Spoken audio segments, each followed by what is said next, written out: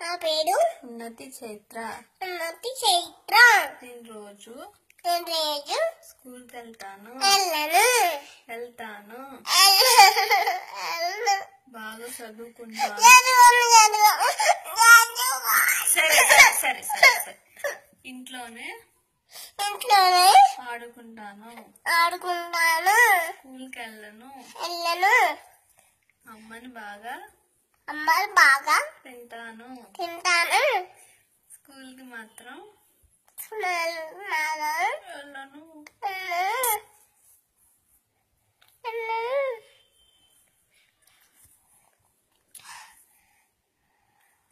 అమ్మ పేరు ఇల్లిమ. నాన్న పేరు డాడీ.